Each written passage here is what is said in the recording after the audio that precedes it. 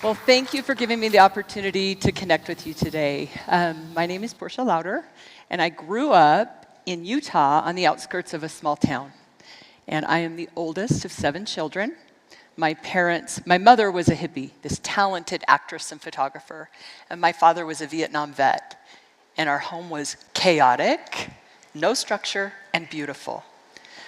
So I remember when I was about 13, that is when I really started to struggle. And my first struggle was with boys. I thought what boys thought of me was the most important thing.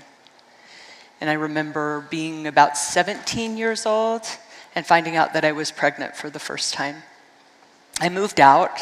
I moved into a low-income apartment, and I remember thinking, I just need to find the right man. If I just find the right man, everything will work out. So I met a man, and he made this great offer. He was 10 years older than me, and he said, you should marry me because I can take care of you. I said, let's do it. And a month later, we were married in his brother's backyard. And things weren't going great. And about that time, my dad got transferred to Salt Lake for a job, and he moved up with my mom and my other 6 brothers and sisters. So just to give you an idea of my world and how small it was, I had never been out of Richfield. I had never been in the city. I'd never been on an airplane. So I put my son in the car, and we drove up over the point of the mountain, and I saw the city, and I went, wow, I could get a job. Maybe I could have a life, you know? So I went back and I told my husband, I said, hey, let's move to the city. And he said, I'm never leaving this town. And we don't even get along, so let's just get divorced and you can head out. So you can see that the commitment was very firm for us. And that's what we did. We filed for a quick divorce, and 30 days later, or actually I think it was a week later, we were divorced. And I moved with my son. He gassed up my car, and I moved to the city. Got a job. My uncle hired me. And then I found out I was pregnant with my daughter. I remember being alone during that time. And after my daughter was born, I went to church with my parents, and I looked around and I thought, everyone's married. That's what I need to do. I just need to get married. It'll all work out. And I wasn't really good at picking the right man. You probably can guess that at this point. So I started dating again, and I got pregnant again. Now this time I was scared, and I'm not sure why. Maybe because I had a job now, but I was scared. And I said my first prayer, which was, God, help me. I don't know what to do.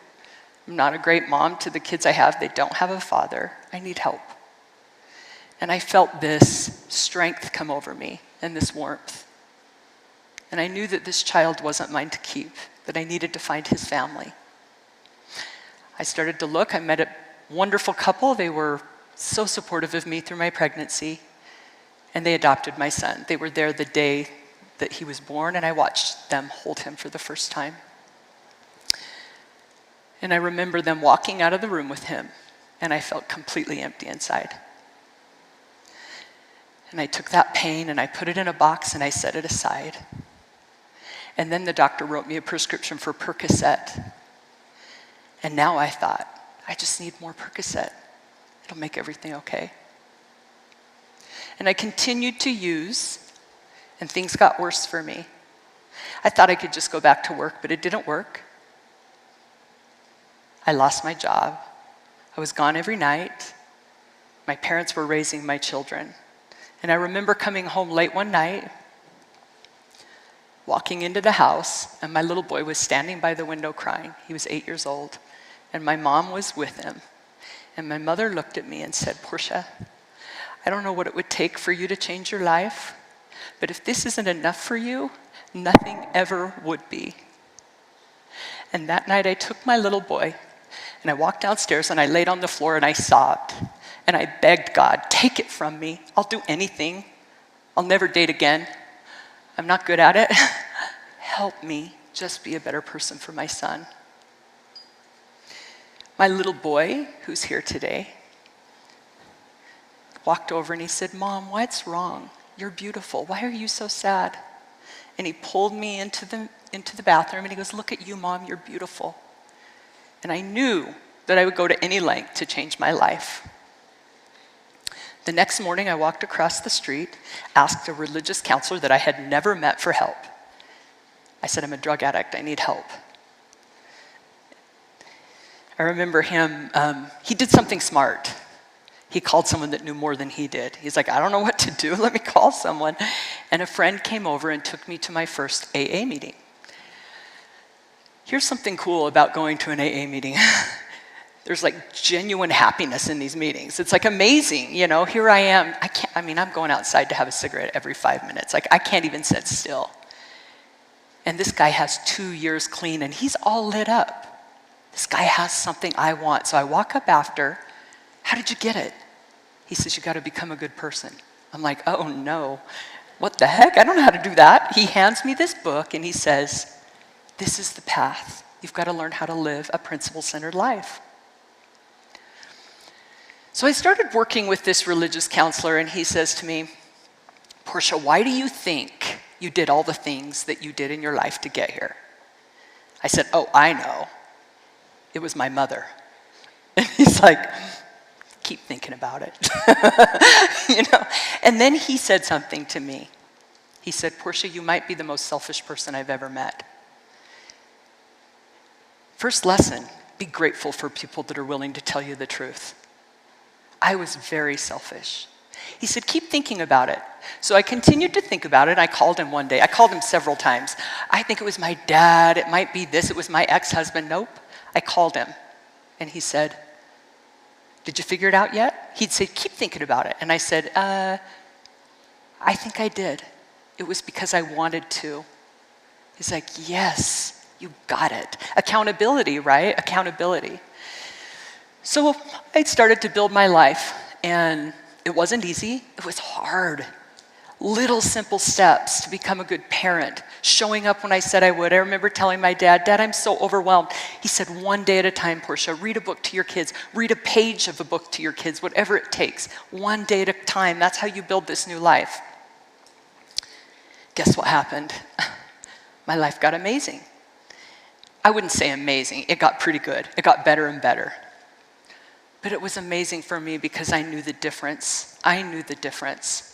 I remember sitting at the zoo with my son going, "I'm being a good mom. I'm doing it. I'm being a good mom." It was amazing to me. I met my husband, and I have no idea why my husband would marry me. He's like a good guy, just graduated college. I remember asking Chad, I said, "Hey, Chad, what scares you the most about me?" He said, "Everything about you scares me, Portia." Rightly so. So we started to build this life together, and I remember being extremely grateful for what we had. I started my own photography company. I was doing the kid thing, and then I had 2 more kids because that's what I do. I get pregnant. So I have 2 more children. My business is growing like crazy, and I relapse. I have a back surgery, and the doctor writes that prescription. And I wasn't honest with him. I didn't tell him, "Hey, I've got a drug problem. Don't give me those pills," right? And the thing about me is I don't just like to use drugs. I like to hustle when I use drugs. And I think now, I just need to make more money. That'll solve all my problems. So I get involved in these illegal real estate deals. The market's going up. I'm buying houses, pulling cash out of them, flipping them. And I remember the feeling and the weight of that. And the FBI shows up. Terrifying. Nobody wants the FBI to show up. They looked at my husband, and I was standing there with my last child, my 3-month-old baby. And the FBI said to my husband, "You're going to need to decide. You're going to need to decide if you're going to stand by her or work with us. Because if you stand by her, you could get wrapped up in a conspiracy." And I saw everything I worked for disappear in a second. Now, this would have been a good time for me to say I made a mistake. How can I make it right? That's not what I did. There's so much power in that second lesson. Making a mistake is one thing. Denying the mistake is a far worse mistake. But I made excuses. It was them. It was the government. It was the banks. I'm not that bad. There's other people that are a lot worse than me. And that's what I did. And things only got worse. And the day came where I walked into a federal courthouse. And I sat there in the front of the room. And I looked back at my husband and my children. How could I have done this? And I knew the judge is going to give me the maximum sentence. And I'm facing 0 to 7 years. 0 to 7 years. I stand up. I'm so sorry. The United States of America versus Portia Louder. It's a scary feeling. They're like, I don't think I have a chance here. The judge sentenced me to 84 months in federal prison. And I turned around and I watched my husband stand, compose himself, and plead with the judge on my behalf. Please give her time to say goodbye to her children. The judge gave me 8 weeks. I walked out of that courthouse, and my life has never been the same. I remember on the drive home wondering, how could I have been such a fool? How could I have traded everything important for nothing? Money? Are you kidding me? I went home and I watched my children sleep. I drove my son to school. I wondered how I could have missed the beauty of my life. And then my husband drove me to Dublin, California, because there aren't federal prisons in Utah. The morning that I drove away, my mother came to get my kids, and she turned away because it was too painful to watch her daughter say goodbye to her children. My husband drove me to Dublin, California, and I walked into a prison with 1,000 women. And nobody said welcome. Nobody was excited to see me. Everybody was wearing khaki. I was devastated. After 3 days of sitting in a cell, so brokenhearted, all I could see was my children's faces. I got on my knees and I said this, God, I feel like nobody to anybody. I have hurt everybody I love. I have failed everybody. I can't see my way out of this hole. Please help me know who I am. And I felt the most incredible amount of love I've ever felt in my life. I felt the most incredible amount of connection to everything on this earth. And I could see that I have an important purpose in my weakest state. And I could see how valuable I am and how valuable we all are. And then I knew I never needed a man. It wasn't easy. I'm not going to say that it was easy. It was hard. 4.5 years I was away from my family. I spent a year in Dublin, California, and then I went to Minnesota. I got transferred there.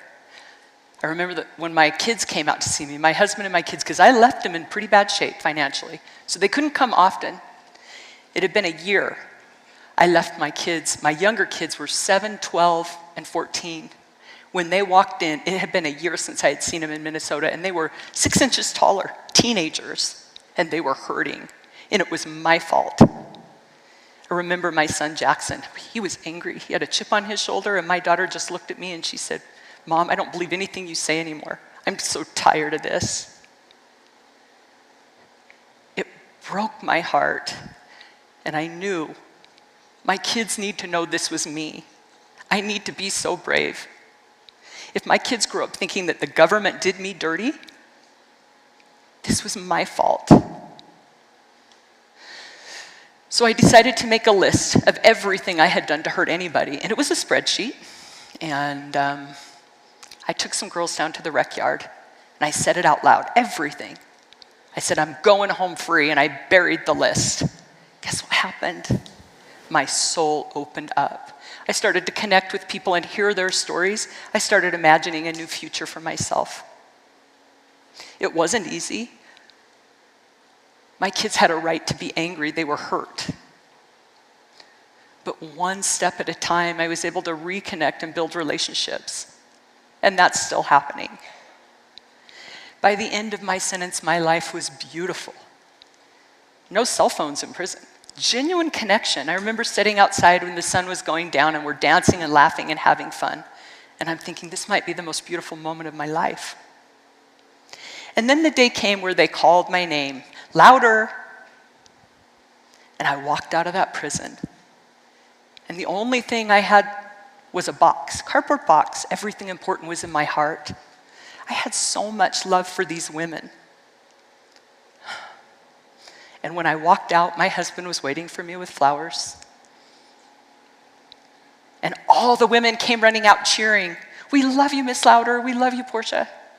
What an adventure. I was free. I had owned my part. So I want to share some of the beauty of my life. When I got home, my son that I gave up for adoption reached out and he wanted to get to know me. He's here today filming me. Such a beautiful part of my life. I opened that box and it was beautiful. My children are here. How I love them. How proud I am. My mother is here. There's so much beauty in my life.